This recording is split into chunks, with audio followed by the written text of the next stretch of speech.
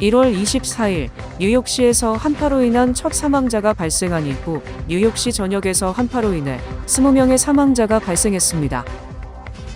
강원특별자치도 뉴욕 도민의 밤 및 강원도립무용단 초청 공연이 성황리에 열렸습니다. 연방국토안보부가 이민세관 단속국의 활동을 감시하거나 비판하는 소셜미디어 이용자들의 신원을 파악하기 위해 빅테크 기업들을 압박하고 있습니다. 24년 전 퀸즈에서 20대 청년을 흉기로 살해한 뒤 한국으로 도피했던 한인 용의자가 결국 미국으로 송환돼 재판을 받게 됐습니다. 모두가 누릴 수 있는 권리, 바로 아름다움입니다. 키스는 누구나 더 쉽고 당당하게 자신의 아름다움을 즐길 수 있는 세상을 꿈꿉니다.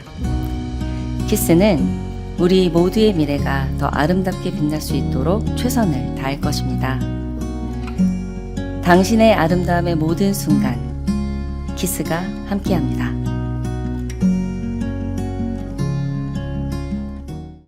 (1월 24일) 뉴욕시에서 한파로 인한 첫 사망자가 발생한 이후 뉴욕시 전역에서 한파로 인해 20명의 사망자가 발생했습니다.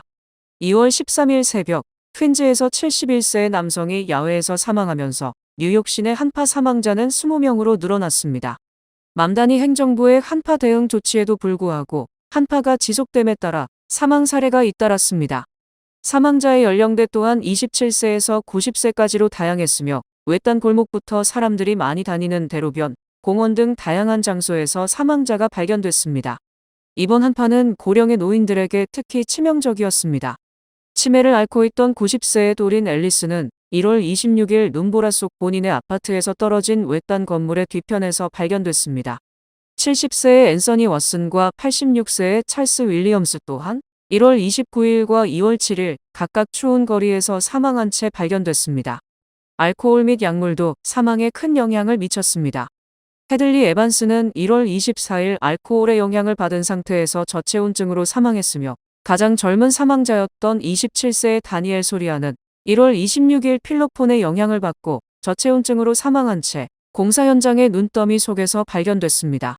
29세의 케네스 루나는 1월 29일 가족의 부양에 대한 압박감으로 인해 그녀가 즐겨 찾던 공원에서 산책을 즐기다 다음 날 아침 눈더미 속에서 숨진 채 발견됐습니다. 강원특별자치도 뉴욕 도민의 밤 및 강원도립무용단 초청 공연이 성황리에 열렸습니다. 지난 14일 퀸즈 플러싱 소재 디모스연 회장에서 열린 강원특별자치도 뉴욕 도민의 밤 행사에는 200여 명이 참석해 17대 신임 회장에 취임한 이상준 회장을 축하했습니다. 이날 취임한 이 신임 회장은 회원 간의 화합과 소통을 최우선으로 하고 차세대 교민들과의 연결을 강화하며 강원특별자치도의 발전과 위상을 뉴욕에서 널리 알리는데 힘쓰겠다고 다짐했습니다. 이날 안병학 북미주강원특별자치도민 회장은 코로나19 팬데믹을 거쳐 지난 8년 동안 강원도민 회장을 맡아온 김영환 회장에게 감사패를 수여했습니다. 김영환 회장은 뿌리 깊은 강원 정신으로 계속해서 도민회의 발전을 위해 힘쓰겠다고 약속했습니다. 특히 이날 행사에는 강원특별자치도 도립무용단이 한국에서 직접 방문해 특별 축하 공연을 펼쳤습니다. 지난 2019년에 이어 7년 만에 뉴욕에서 공연을 펼친 무용단은 강원특별자치도의 설화, 민속, 민요, 역사를 바탕으로 도민의 삶에 담긴 열정과 멋을 춤으로 표현했습니다. 무용단은 이날 건무, 옥현무, 쟁강춤, 태평무, 소고춤 등의 작품을 선보여 참석자들의 뜨거운 박수를 받았습니다.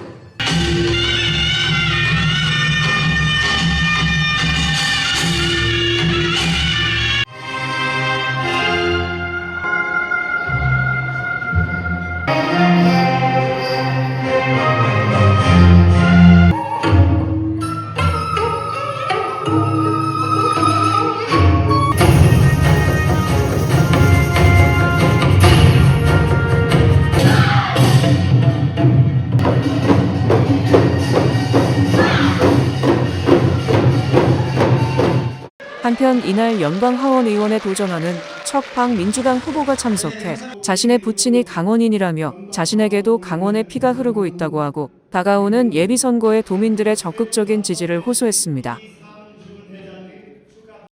연방국토안보부가 이민세관 단속국의 활동을 감시하거나 비판하는 소셜미디어 이용자들의 신원을 파악하기 위해 빅테크 기업들을 압박하고 있습니다.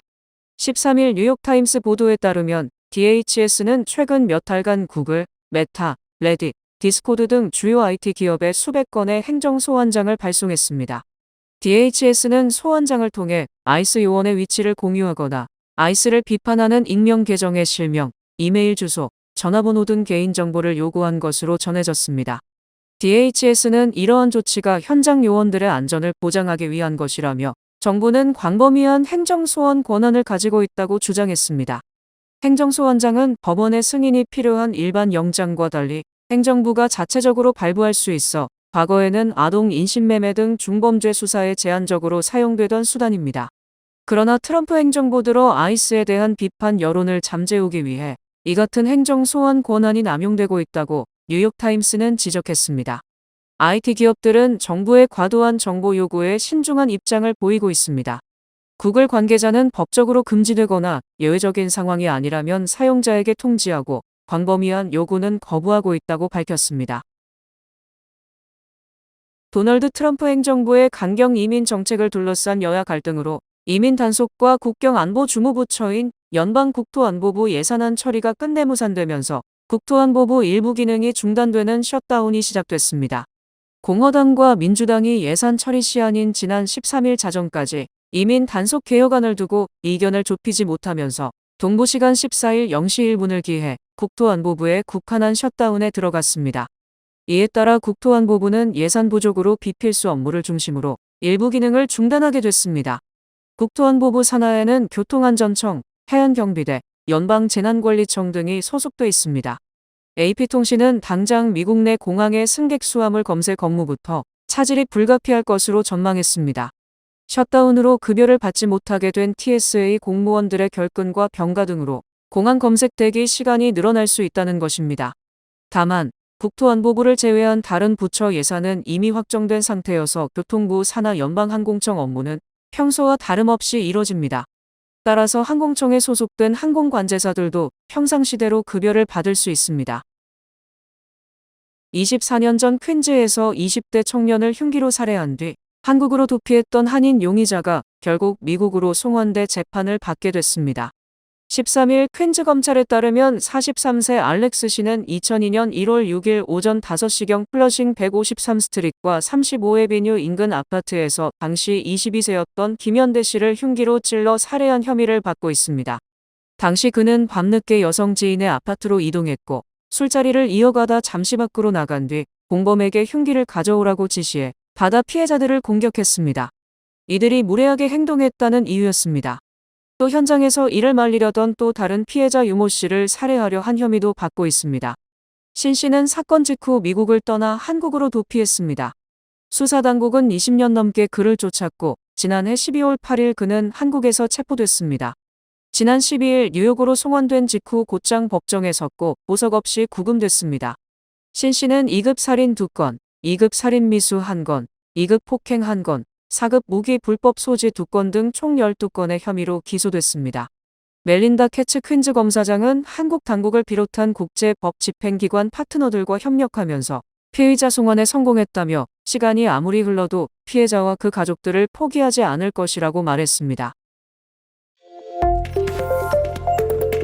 뉴욕과 뉴저지를 잇는 게이트웨이 철도 터널 사업에 대한 연방 자금이 일부 지급됐지만 수억 달러에 달하는 나머지 금액은 여전히 분쟁 상태로 남아 있습니다.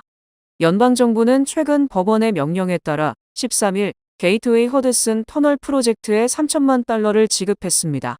뉴욕과 뉴저지 당국은 이번 지급이 지난 10월 이후 묶여있던 2억 500만 달러 중 첫 번째 분할 지급액이라고 밝혔습니다.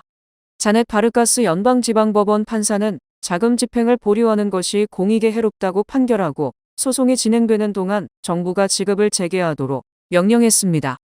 연방정부는 이에 항소해 한시적으로 자금 집행이 멈췄지만 항소 기한이 12일 만료돼 13일부터 자금 지원이 재개됐습니다. 현재는 연방정부의 남은 자금의 지급을 요구하는 2건의 소송이 제기된 상태로 뉴욕주와 뉴저지주 검찰총장이 제기한 소송과 게이트웨이 개발위원회가 제기한 소송이 진행 중입니다. 연방이 민세관 단속국이 대도시를 넘어 소도시와 교외 지역에서도 불법 이민자 단속 활동을 벌이고 있습니다. 뉴욕타임스는 13일 아이스 요원들이 오리건주 코닐리어스, 메인주 비드퍼드, 미네소타주 쿤래피즈 등 중도 성향의 소도시에서도 본격적으로 작전을 진행 중이라고 보도했습니다. 아이스는 그간 로스앤젤레스, 시카고, 미니애폴리스 등 대도시를 중심으로 대대적인 불법 이민자 단속 활동을 벌여왔다면 그 범위를 넓힌 것으로 보입니다. 지난달에는 아이스 요원들이 웨스트버지니아주 소재 작은 마을을 급습했는데 이 가운데 표적이 된 무어필드의 경우 인구가 3,000명도 되지 않은 작은 지역이었습니다. 이와 관련 아이스 대변인은 데이터에 근거한 첩보를 활용해 요원들을 파견하고 있다며 촌, 도시, 교회 등 어디서나 작전을 펼친다고 밝혔습니다. 이처럼 전국을 샅샅이 훑으며 불법 이민자를 체포한 아이스는 최근 거액을 들여 구금시설을 새로 짓겠다는 계획도 내놨습니다. 아이스는 383억 달러를 들여 전국 창고 16곳을 매입하고 이민자 구금시설로 개조할 계획이라고 워싱턴 포스트가 이날 전했습니다. 각 시설은 1,000에서 1,500명의 불법 이민자를 수용할 수 있으며 일부 대규모 구금시설은 최대 1만 명까지 들어갈 수 있습니다. 월스트리트 저널의 보도에 따르면 미국의 Z세대가 높아진 주택 가격 부담 탓에 집을 사는 대신 가진 돈을 주식시장에 투자하고 있는 것으로 나타났습니다. JP 모건 체이스 인스티튜트 자료에 따르면 투자 계좌로 자금을 이체하는 젊은 층의 비중은 지난 2023년 기준 14.4%로 10년 전 대비 3배 이상으로 증가했습니다. 특히 22세가 지난 뒤 투자 계좌로 자금을 이체한 26세의 비중은 2015년 8%에서 2025년 5월 기준 40%로 크게 상승했습니다. JP 모건 체이스의 연구 책임자는 이런 현상이 젊은 층 사이의 부의 축적 균형이 부동산이 아닌 금융시장 쪽으로 기우는 것을 보여준다고 설명했습니다. 미국에서 주택 소유는 장기적으로 부를 축적하는 주요 전략으로 여겨졌지만 일부 지역의 경우 집값이 평범한 임금 소득자가 감당하기 불가능할 정도로 오른 상황에서 주식시장의 장기 성장세를 신뢰하는 젊은 층이 늘어나면서 부를 축적하는 전략에도 변화가 일어났다는 분석입니다. 이에 따라 젊은 층의 주택 보유 비중도 감소해 18에서 39세의 주택 소유 비중은 1999년 51%에서 2025년 44%로 크게 하락했습니다. 미국의 경제 상황이 팬데믹 이후 인플레이션 급등을 경험한 이후 경기 침체 없는 인플레이션 둔화, 즉 경제 연착륙에 가까이 다가왔다는 진단이 나왔습니다. 월스트리트 저널은 15일 보도에 따르면 최근 미국 경제는 인플레이션이 둔화하고 노동시장이 유지됐으며 성장세가 견조한 모습을 보여주며 우호적인 방향을 가리키고 있는 모습입니다. 지난 13일 발표된 소비자 물가 보고서를 보면 변동성이 큰 에너지 식품을 제외한 근원 소비자 물가 지수는 1월 들어 전년 대비 2.5% 올라 2021년 3월 이후 4년 10개월 만에 가장 낮은 상승률을 기록했습니다. 그에 앞서 지난 11일 발표된 노동부 고용보고서에서 미국의 실업률은 4.3%로 하락했고 비농업 일자리는 전월 대비 13만 명 증가해 시장 전망을 크게 웃돌았습니다. 하지만 경제에 산소 마스크가 필요하지는 않더라도 아직은 안전벨트를 풀 때가 아니라고 월스트리트 저널은 지적했습니다. 지난해 11월 지표까지 발표된 개인 소비 지출 가격지수 상승률은 전년 동기 대비 2.8%로 여전히 2%대 중후반 선에 머물고 있습니다. 연방준비제도는 2% 물가 상승률이라는 통화정책 목표 달성 여부를 판단할 때 상대적으로 더 널리 알려진 소비자 물가 지수 대신 PC의 가격 지수를 준거로 삼습니다. 최장수 시트콤 애니메이션 시리즈인 심슨 가족이 800회를 맞았습니다. 15일 심슨 가족 800번째 에피소드가 방영됐습니다. 심슨 가족은 1987년 폭스 채널 트레이시 울먼 쇼와 광고 사이에 끼워 넣은 단편 애니메이션 형식으로 처음 시청자와 만났습니다. 반응이 좋아지자 1989년 정규 시리즈로 편성됐습니다. 이후 30년 가까이 황금 시간대에 방영되며 큰 인기를 끌어왔습니다. 시즌 37까지 이어지면서 미국 최장수 시트콤이자 최장수 애니메이션, 최장수 프라임타임 TV 시리즈라는 기록을 세우고 있습니다. 심슨 가족은 아빠 호머, 엄마 마지, 자녀 바트 이사 매기의 일상을 유머러스하게 풀어낸 애니메이션입니다. 교회 지역 2층 집에서 자녀 셋과 함께 단란하게 사는 외벌이 호머 심슨의 모습은 당시 미국 중산층의 모습을 담아냈습니다. 소소한 웃음을 주는 가족 시트콤 형식에 그치지 않고 정치 사회 문제에 대한 날카로운 풍자를 섞어 큰 사랑을 받았습니다. 이 시리즈를 만든 만화가 맷 그레이닝은 뉴욕타임스와의 인터뷰에서 심슨 가족이 이토록 오래 사랑받은 비결에 대해 이 안에는 정말 다양한 종류의 농담이 담겨 있다고 설명했습니다. 이어 처음 구상처럼 순한 기조로만 흘러갔다면 지금까지 방송됐을지 알 수 없다. 우리는 심슨 가족을 계속해서 재창조하고 있고 신선하게 유지하려고 한다고 강조했습니다. 이 시리즈의 끝을 궁금해하는 사람이 많지만 그레이닝은 아직 종영은 멀었다고 시사했습니다. 폭스는 지난해 심슨 가족과 4개 시즌 추가 계약을 맺었고 이듬해에는 극장판 영화도 나올 예정입니다. 말띠해를 맞아 뱅크 오브 오프가 붉은 말의 행운을 드립니다. 지금 가까운 뱅크 오브 오프 지점에서 만나보세요. 이 프로그램은 대형은행의 든든함과 로컬뱅크의 세심함으로 함께하는 뱅크 오브 오프 제공입니다. 주요 단신 전해드립니다. 뉴저지 한인회 제32대 송미숙 회장은 지난 11일 뉴저지주 포트리 더블트리 호텔에서 취임식을 갖고 회장 임기 동안 뉴저지 한인사회의 화합과 발전을 위해 헌신하며 한인사회의 미래인 차세대와 함께하는 열린 한인회를 만들어가겠다고 밝혔습니다. 뉴욕시 보건국은 12일 뉴욕시에서 올해 첫 폭력 확진자가 나왔다며 미접종자의 경우 빠른 시일 내에 MMR 백신 접종을 받아야 한다고 강조했습니다. 연방노동부에 따르면 1월 소비자 물가지수는 전년 동기 대비 2.4% 증가했으며 2025년 5월 이후 8개월 만에 가장 낮은 수준을 기록했습니다. 태국의 휴양지 푸켓의 한 수영복 매장에서 2명의 한국 여성이 고가의 수영복을 훔쳐 달아나는 사건이 발생해 경찰이 추적 중입니다. 성범죄자 고 제프리 앱스틴 관련 수사자료 공개의 여파가 전 세계 정치권을 덮친 가운데 20여 년간 고통을 겪어온 한인 여성 피해자 리나 오 씨가 오랜 침묵을 깨고 공개 증언에 나섰습니다. 150년 전통의 백화점인 삭스피프스 애비뉴와 니만 마커스 매장 9곳이 챕터 11 파산보호 구조 조정의 첫 단계의 일환으로 4월 말까지만 운영하고 문을 닫습니다. 뉴욕의 세계적인 럭셔리 호텔인 월도프 아스토리아 호텔을 소유한 중국 국영 다자보험이 다음 달 호텔 매각에 나설 예정입니다. 글로벌 관세 전쟁과 인플레이션에도 불구하고 올해 밸런타인스 데이 지출 규모는 사상 최대인 약 291억 달러에 도달할 것으로 예상됩니다.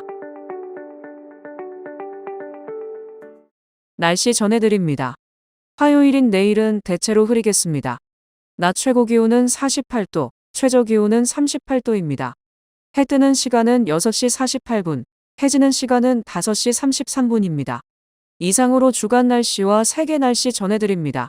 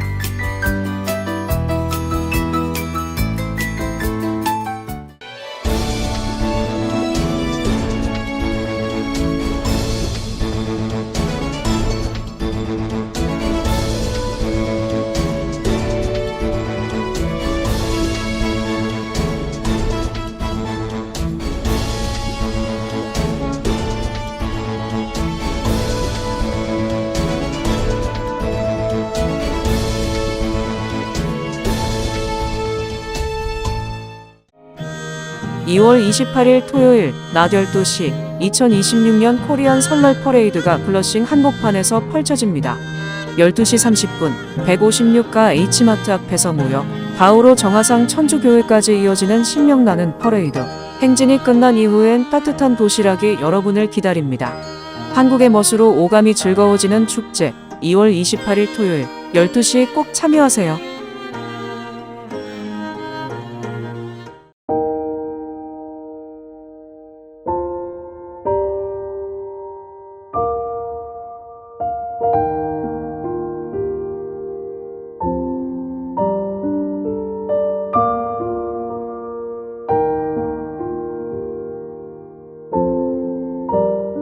이상으로 2월 16일 월요일 TKC 뉴스데스크 여기서 마치겠습니다.